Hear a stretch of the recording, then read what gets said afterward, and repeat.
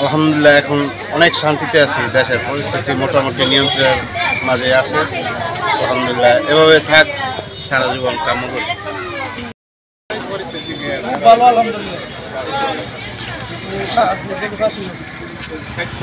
অনেক ভালো, দেশের শহরকে অনেক ভালো ইনশাল্লাহ। শান্তিতে করতাম অনেক শান্তি আগে। আমরাও খুশি। দুর্নীতি রাজনীতি আমরা চাই না। খুব শান্তিতে আছি, অনেক শান্তিতে আছি। নাই, মারামারি নাই, কোনো গাড়াগাড়ি নাই, মারামারি লাগে না। খুব ভালো আছে।